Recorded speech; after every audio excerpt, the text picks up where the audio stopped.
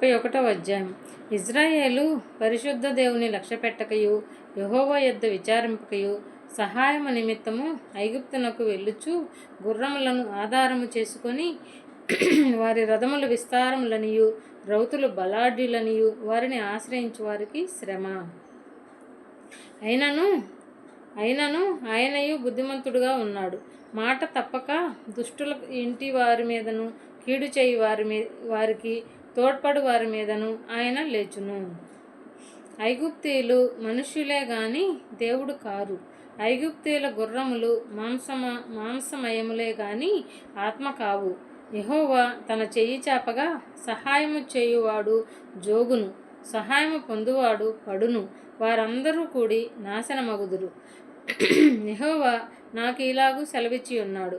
తప్పించుటకై గొర్రెల కాపరుల సమూహము కూడిరాగా సింహము కొదమసింహము వారి శబ్దమునకు భయపడకయు వారి కేకలకు అధైర్యపడకయు తనకు దొరికిన దాని మీద గర్జించున్నట్లు సైన్యములకు అధిపతి యెహోవా యుద్ధము చేయుటకై సీయోను పర్వతము మీదికిని దాని కొండ మీదికిని దిగి వచ్చును.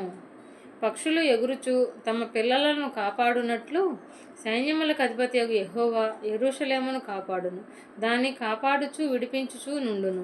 దానికి హాని చేయక తప్పించుచు నుండును. ఇజ్రాయేలీయులారా, మీరు ఎవరి మీద విశేషముగా తిరుగుబాటు చేసితిరో ఆయన వైపు తిరుగుడి. మీరు పాపము కలుగజేసుకొని మీ చేతులతో మీరు నిర్మించిన వెండి విగ్రహములను సువర్ణ విగ్రహములను ఆ దినమున మీలో ప్రతివాడును పారవేయును. నరునిది కాని ఖడ్గము వలన అశ్షూరీయులు కూలుదురు. మనుష్యునిది కాని కత్తి పాలగుదురు. ఖడ్గ మొదటి నుండి వారు పారిపోవుదురు. వారు పడుచువారు దాసులగుదురు. భీతి చేత వారి ఆశ్రయము సమసిపోవును.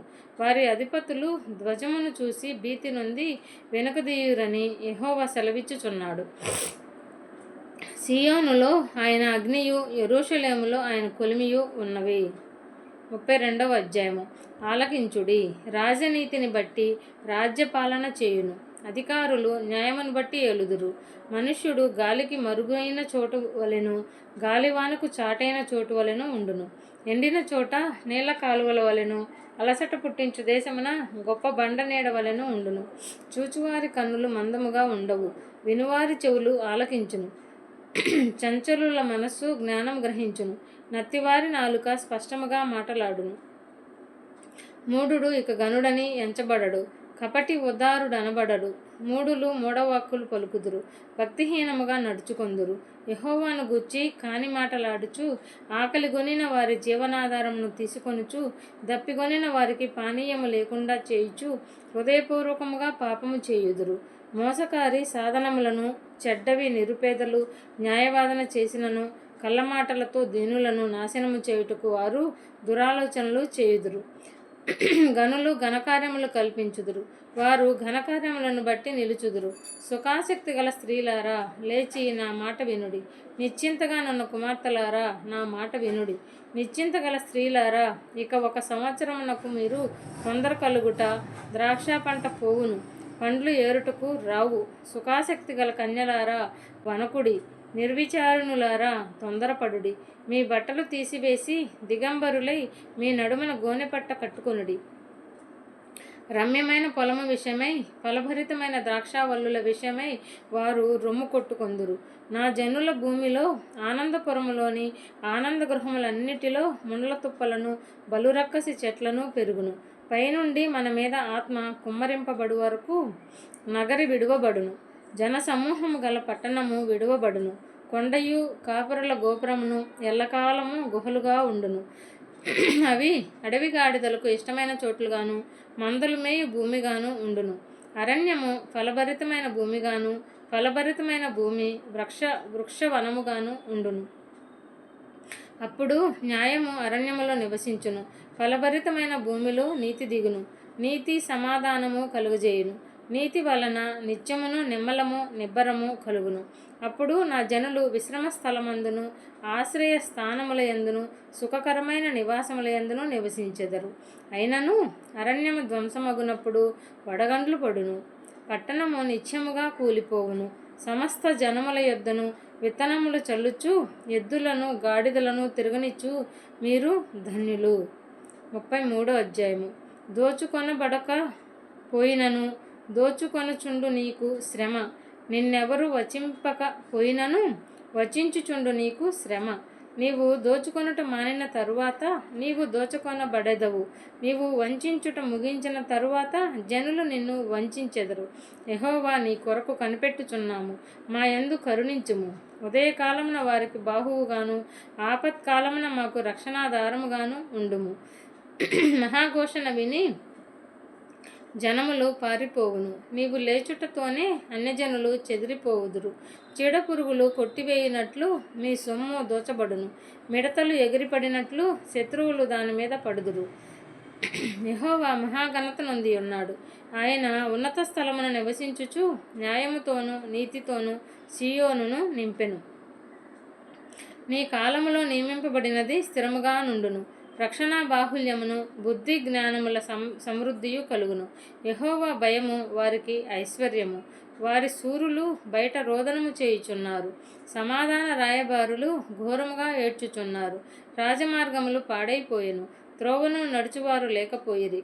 అష్షూరు నిబంధన మీరెను, పట్టణములను అవమానపరిచెను, నరులను తృణీకరించెను. దేశము దుఃఖించి క్షీణించుచున్నది. లెబానోను సిగ్గుపడి వాడిపోవుచున్నది. షారోను ఎడారి ఆయెను. బాషానును కర్మెలును తమ చెట్ల ఆకులను రాల్చుకొనుచున్నవి. యెహోవా ఇట్లనుకొనుచున్నాడు, ఇప్పుడే లేచెదను, ఇప్పుడే నన్ను గొప్ప చేసుకొనిదను, ఇప్పుడే నాకు ఘనత తెచ్చుకొనిదను. మీరు పొట్టును గర్భము ధరించి కొయ్యకాలను కందురు. మీ ఊపిరియే అగ్ని అయినట్టు మిమ్మల్ని దహించి వేయుచున్నది. జనములు కాలుచున్న సున్నపు బట్టీల వలెను నరకబడి అగ్నిలో కాల్చబడిన ముళ్ళ వలెను అగును. దూరస్థులారా ఆలకించుడి, నేను చేసిన దాని చూడుడి. సమీపస్థులారా నా పరాక్రమమును తెలుసుకొనిడి. సియోనులో నన్ను పాపులు దిగులు పడుచున్నారు. వణుకు భక్తిహీనులను పట్టెను. మనలో ఎవడును నిత్యము దహించు అగ్నితో నివసింపగలడు? మనలో ఎవడు నిత్యము కాల్చుచున్న వాటితో నివసించును? నీతిని అనుసరించి నడుచుచు యథార్థముగా మాటలాడుచు నిర్బంధము వలన వచ్చు లాభమును ఉపేక్షించుచు లంచము పుచ్చుకొనకుండా తన చేతులను మలుపుకొని హత్య అను మాట వినకుండా చెవులు మూసుకొని చెడుతనము చూడకుండా కన్నులు మూసుకొనివాడు ఉన్నత స్థలమున నివసించును. పర్వతములలోని శిలలు అతనికి కోట యగును. తప్పక అతనికి ఆహారము దొరుకును. అతని నీళ్లు అతనికి శాశ్వతముగా ఉండును. అలంకరింపబడిన రాజును నీవు కన్నులారా చూచెదవు. బహుదూరమునకు వ్యాపించుచున్న దేశము నీకు కనపడును. నీ హృదయము భయంకరమైన వాటిని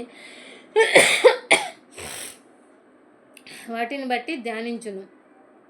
జనసంఖ్య వ్రాయువాడెక్కడ ఉన్నాడు? తూచువాడెక్కడ ఉన్నాడు? బురుజులను లెక్కించువాడెక్కడ ఉన్నాడు? నాగరికము లేని ఆ జనమును, గ్రహింపలేని గంభీర భాషయు నీకు తెలియని అన్య భాషయు పలుకు ఆ జనమును నీవిక చూడవు. ఉత్సవ కాలములలో మనము కూడుకొనుచున్న సియోను పట్టణమును చూడుము. నిమ్మలమైన కాపురముగాను తీయబడని గుడారముగాను నీ కన్నులు యెరూషలేమును చూచును. దాని మేకులెన్నడనూ ఊడదీయబడవు, దాని తాళలో ఒక్కటి అయినను తెగదు. అచ్చట యెహోవా ప్రభావము గలవాడై మన పక్షమున నుండును. అది విశాలమైన నదులను కాలువలను ఉన్న స్థలముగా ఉండును. అందులో తెడ్ల ఓడ ఏదియూ నడువదు, గొప్ప ఓడ అక్కడికి రాదు. యెహోవా మనకు న్యాయాధిపతి, యెహోవా మన శాసనకర్త, యెహోవా మన రాజు. ఆయన మనలను రక్షించును. నీ ఓడతాళ్ళు వదిలిపోయెను. ఓడవారు తమ కొయ్య అడుగును దిట్టపరచరు, చాపను విప్పి పట్టరు. కాగా విస్తారమైన దోపుడు సొమ్ము విభాగింపబడును. కుంటివారే దోపుడు సొమ్ము పంచుకొందురు. నాకు దేహములో బాగులేదని అందులో నివసించువాడెవడును అనడు. దానిలో నివసించు జనుల దోషము పరిహరింపబడును. 34వ అధ్యాయము. రాష్ట్రములారా నా యొద్దకు వచ్చి వినుడి, జనములారా చెవియొగ్గి ఆలకించుడి. భూమియు దాని సంపూర్ణతయు లోకమును దానిలో పుట్టినదంతయు వినుగాక. యెహోవా కోపము సమస్త జనముల మీదకి వచ్చుచున్నది. వారి సర్వ సైన్యముల మీద ఆయన క్రోధము వచ్చుచున్నది. ఆయన వారిని శపించి వధకు అప్పగించెను. వారిలో చంపబడిన వారు బయట వేయబడెదరు. వారి శవములు కంపు కొట్టును. వారి రక్తము వలన కొండలు కరిగిపోవును. ఆకాశ సైన్యమంతయు క్షీణించును. కాగితపు చుట్టవలే ఆకాశ వైశాల్యములు చుట్టబడును. ద్రాక్షావల్లి నుండి ఆకు వాడి రాలునట్లు, అంజూరపు చెట్టు నుండి వాడినది రాలునట్లు వాటి సైన్యమంతయు రాలిపోవును. నిజముగా ఆకాశమందు నా ఖడ్గము మత్తిల్లును. ఎదోము మీద తీర్పు తీర్చుటకు, నేను శపించిన జనము మీద తీర్పు తీర్చుటకు అది దిగును. యెహోవా ఖడ్గము రక్తమయమగును. అది కొవ్వు చేత కప్పబడును. గొర్రెపిల్లల యొక్కయు మేకల యొక్కయు రక్తము చేతను, పొటేళ్ల మూత్ర గ్రంథుల మీద కొవ్వు చేతను కప్పబడును. ఏలయనగా బోస్రాలో యెహోవా బలి జరిగించును. ఎదోము దేశములో ఆయన మహాసంహారము చేయును. వాటితో కూడా గురుపోతులను, వృషభములను, కోడెలను దిగిపోవుచున్నవి. ఎదోమీయుల భూమి రక్తముతో నానుచున్నది. వారి మన్ను కొవ్వుతో బలిసి ఉన్నది. అది యెహోవా ప్రతిదండన చేయు దినము, సీయోను వాద్యమును గూర్చిన ప్రతీకార సంవత్సరము. ఏదోము కాలువలు కీలగును. దాని మన్ను గంధకముగా మార్చబడును. దాని భూమి దహించు గంధకముగా ఉండును. అది రేయింబగళ్ళు ఆరకయుండును. దాని పొగ నిత్యము లేచును. అది తరతరములు పాడుగా నుండును. ఎన్నడును ఎవడును దానిలో బడి దాటడు. గూడబాతులను 7 పందులను దానిని ఆక్రమించుకొనును. గుడ్లగూబయు కాకియు దానిలో నివసించును. ఆయన తారుమారు అను కొలనులను చూచుచు శూన్యమైన గుండును పట్టును. రాజ్యము ప్రకటించుటకు వారి ప్రధానులు అక్కడ లేకపోవుదురు. దాని అధిపతులందరూ గతమైపోయిరి. ఏదోము నగరులలో ముళ్ళ చెట్లు పెరుగును. దాని దుర్గములలో దురదగొండ్లను గచ్చలను పుట్టును. అది అడవి కుక్కలకు నివాస స్థలముగాను, నిప్పుకోళ్లకు సాలగాను ఉండును. అడవి పిల్లలను నక్కలను అచ్చట కలిసి కొనును. అచ్చట అడవి మేక తన తోటి జంతువును కనుగొనును. అచ్చట చువ్వపిట్ట దిగి విశ్రమ స్థలము చూచుకొనును. చిత్తగూబ గూడు కట్టుకొనును. అచ్చట గుడ్లు పెట్టి పొదిగి నీడలో వాటిని కూర్చును.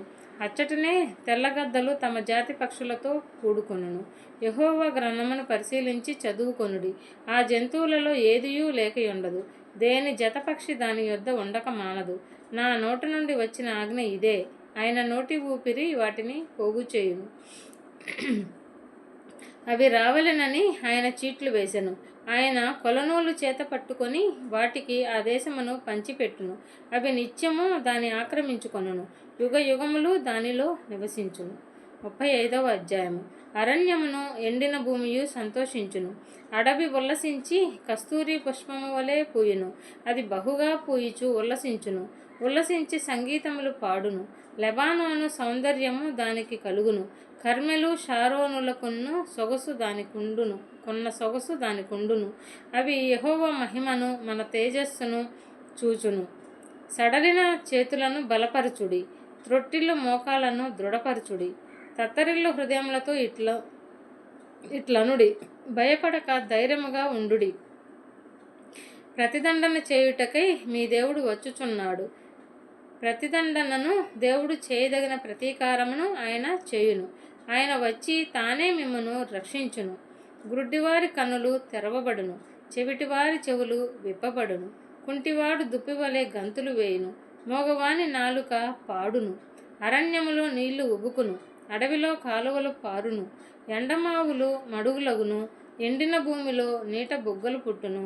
నక్కలు పండుకొనిన వాటి ఉనికి పట్టులో జమ్మును, తుంగగడ్డియు, మేతయును పుట్టును. అక్కడ దారిగానున్న రాజమార్గము ఏర్పడును. అది పరిశుద్ధ మార్గం అనబడును. అది అపవిత్రులు పోకూడని మార్గము. అది మార్గమున పోవు వారికి ఏర్పరచబడును.